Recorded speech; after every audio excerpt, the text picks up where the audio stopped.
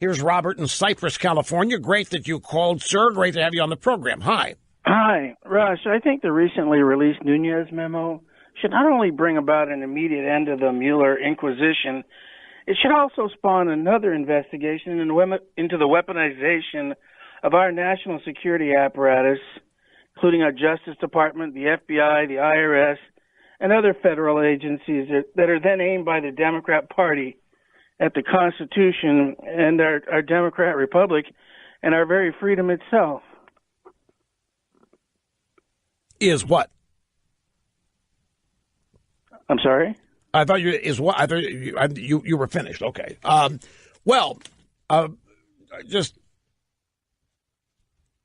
thought you weren't through reading is the point. Trey Gowdy says that whatever is in the memo has nothing to do with Mueller's Russia investigation. And Trey Gowdy is one of the authors of the memo along with Nunes, but Trey Gowdy is one of only two people that's seen the intel that was necessary to write the memo. And he was on television at one of the Sunday shows saying that this has nothing to do with the Mueller investigation, that the memo does not disqualify the Mueller investigation in any way, shape, manner, or form. I think, was it Meet the Press or Face the Nation? I forget which that Trey Gowdy was on, but he made it a point of saying that whatever this memo is, it does not affect the Mueller investigation into Russian collusion. I think this whole idea, this whole subject of Russian collusion has been so poorly defined that most people have no idea what's being investigated. Well, they know what's being investigated, but not what really happened. Yeah, wait, grab soundbites 10 and 11. We're going to do those first. We got Gowdy saying what he said. He's in Slay the Nation yesterday. And playing the soundbites are better than me paraphrasing it, because, frankly, when I heard it, I said, what? And then I was confused. So we will listen together and put it all together. Okay, we're going to get back to the phones here in a minute, but I have the two Trey Gowdy sound bites. And a reminder, Devin Nunes, the House Intelligence Committee chairman, will be here in about a half hour at the beginning of the next hour. Gowdy was on Face the Nation. They had a guest host, Margaret Brennan, and she asked Gowdy if the Steele dossier was the sole piece of evidence used to justify 4 authorizations of the surveillance warrant on Carter Page. Here's what he said. No, it was not the exclusive information relied upon by the FISA court. Would it have been authorized were it not for that dossier? No, it would not have been. Okay, so to avoid any confusion, Gowdy is one of 2 people on the committee, Nunes being the other, who have seen all of the intelligence that was used to write the memo. And that's how Gowdy is able to answer these questions. Nunes and Gowdy wrote the memo based on examining the intel provided by various agencies upon request of the committee. So this answer is kind of, well, I don't want to say misleading or confusing, but if you're not up to speed and informed on this answer can kind of mislead you. The question: was the Steele dossier, that lying, made-up piece of opposition research that was not a dossier and it was not intelligence and there was nothing in it that was factual, was that the only piece of evidence used to get the FISA warrant and the reauthorization 3 different times? Gowdy says no. It was not the only information relied on by the FISA court. So if that's all you heard, then you would think, oh, well, they had much more than the dossier. Yeah. Then she said, would the application to spy have been authorized were it not for the dossier? Gowdy, no. So in sum, the dossier was, for all intents and purposes, the go or no-go bit of information in the application. And Gowdy admits that if there had been no dossier, then there would not have been a warrant granted to spy, but that it was not the only thing in the application. Gowdy then thought it was necessary to go further, and he said this. We'll never know, because the application contained three parts. It included the dossier. It included reference to a newspaper article, which, by the way, no court in America considers a newspaper article to be evidence. And it included other information they had on Carter Page. So what I would say to the FBI and DOJ is, if you had enough on Carter Page with just him, why did you include something that the National Enquirer might not run? Right. Okay. This is not what... There's also a Gowdy soundbite where he says that this dossier has nothing to do with the Mueller investigation. Now, I don't have the transcript of what he said right in front of me. Oh, it's not. Well, it's number 23. Oh, that's fine. Oh, hang on a minute. Let me find number 23. 23.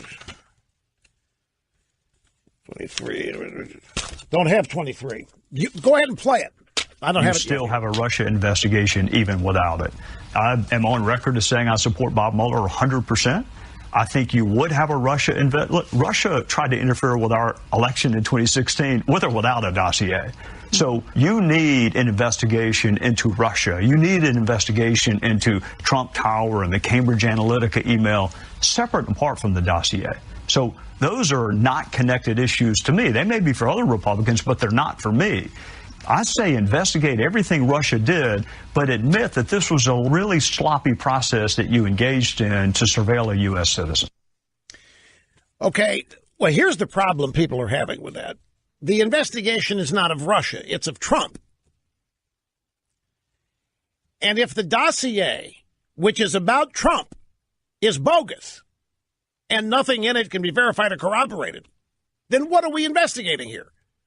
There seems to be a bit of conventional wisdom, and that is the Russians attempted to interfere in the election. I want to be precise in how I express this.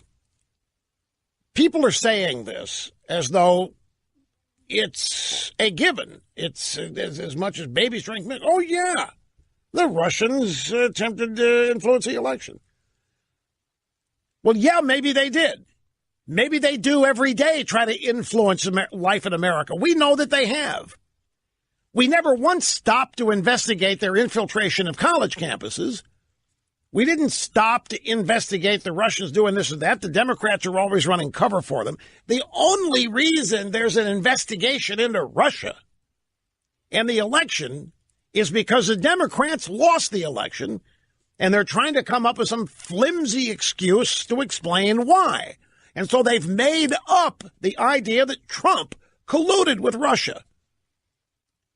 If they're using a dossier to get a warrant to spy on Trump's people that is bogus,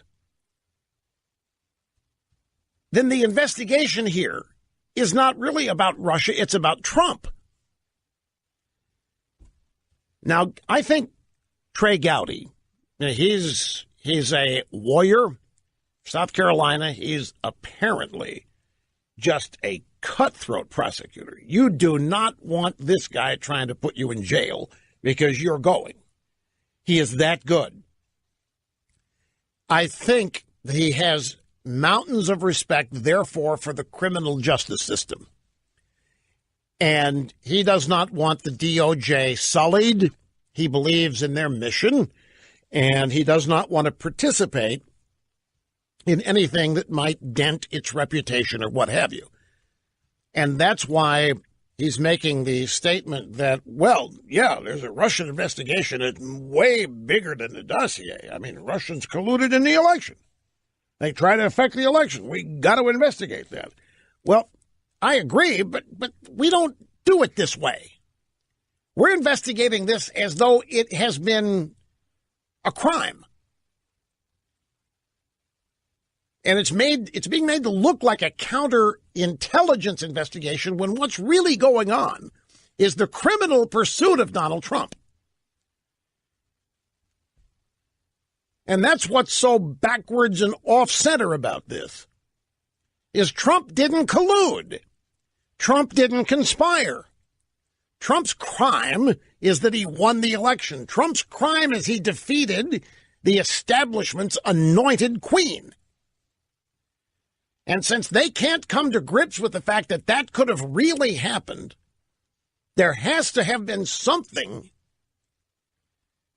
that took this election away from it. It can't be Trump because he's a boob, he's a zero, he's a reprobate. So it had to be something else. Now, when this all started, I don't think a lot of people really believed this Russia collusion stuff. It was itself an opposition research plan. This was a way of, it had multi-purposes, two primary purposes. Was to paralyze Trump and perhaps in a dream world get him thrown out of office. And the second aspect, was to convince Democrat voters that the Democrats did not lose, that the election was stolen from them.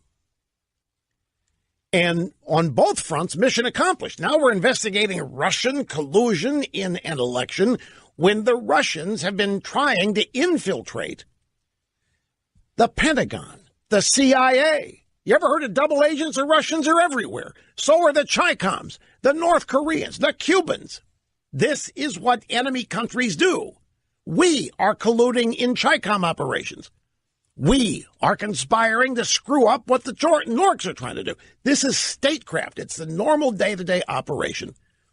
Except this instance, we've decided we're going to criminalize it because it involves Donald Trump. So this investigation is not really of Russia. It's of Trump. You know it, and I know it, and they know it. And that's why they're not stopping, even though they can't find any evidence. They're going to keep going until they get something. If it's nothing more than a process crime, if somebody's lying to the investigators or what have you. Bottom line is this, my humble opinion. I think all these people on TV bleating and whining and moaning about Russian interference in the election don't care a whit about it because they know it's an ongoing thing. And they don't really think the Russians stole the election. And they don't really think the Russians did anything to change the outcome of the election. They're just ticked off that they lost. This is like getting beat by the New York Jets. It just doesn't happen. They can't come to grips with the fact that somebody not even in their world outsmarted them, outran them, outworked them, outdid everything. So they create these scenarios and explanations to placate their lunatic fringe base. When it's been going on for so long now that I think many of these people now actually believe it. It's become their day-to-day existence, and I think they've gone from being reasonably sane about this to having lost their minds. Because they knew when this started, Trump didn't do anything. What was it that he did? What was it that had happened? What was the hack? What was the collusion? What was the conspiracy? They can't name it. So we've been involved here, folks, in at least a 15-month and probably a 27-month scam. And I say 27 months because much of this was going on during the campaign trying to keep Trump from winning. But after he's elected and then the transition and then the inauguration, this stuff really ratchets up, ramps up, and it's striking. There's nothing there. There's nothing to this. And to say that the Russians colluded and that's why we must investigate, that it's great to have the special counsel. To me, it's an insult to my intelligence because all this is a disguised effort to get rid of or paralyze Donald Trump. I got to take a break. I'm a little long. We'll be back and continue before you know it. Here's another thing, folks. And it's a really, really glaring oddity that this investigation is not really about trying to get to the truth. Do you know that there was no evidence, nobody can find any evidence yet, that they ever tried to talk to Steele sources? The FBI's got this dossier, and this dossier is filled with such stories as the Golden Showers. And nobody at the FBI, as best we can tell, ever tried to track down Steele's sources. They just believed what Steele included in this so-called dossier. They never tried to speak to them. That's just bizarre. That's just as bizarre as the FBI not demanding the DNC turn over its Russian-hacked servers. Let's not forget that. The DNC told us that Russia hacked its servers. That's the hack. They tried to hack the GOP network. It was denied. They better security, I guess. The DNC would not let the FBI forensically examine their computers and servers, their network, to find out where the hack came from. The DNC went out and hired a private firm called CrowdStrike, and CrowdStrike then submitted its forensic evidence, and nobody questioned it. So the FBI didn't even try to track down these sources that were in Steele's dossier. Here's another question, and I want to go back to what Gowdy said here, because I now have the transcript in front of me. I think you would have a Russia look. Russia tried to interfere with our election in 2016 with or without a dossier. So you need an investigation into Russia. Well, would there be any of this going on if Hillary had won? Would there be any concern whatsoever about Russian interference if Hillary had won? We wouldn't have even heard that it happened. They would not taint her victory by claiming the Russians tried to interfere, unless the only way that would have happened is if they would have started bragging. The Russians tried to interfere, and we caught them, and we nabbed them, and we made sure the Russians weren't able to. There would not have been an investigation. Don't misunderstand. There would not have been any concern, much less an investigation, about Russian interference if Hillary had won. Trump wins, so now automatically we have to investigate Russian interference? Why? To my point, we're not investigating Russian interference. We're investigating Donald Trump.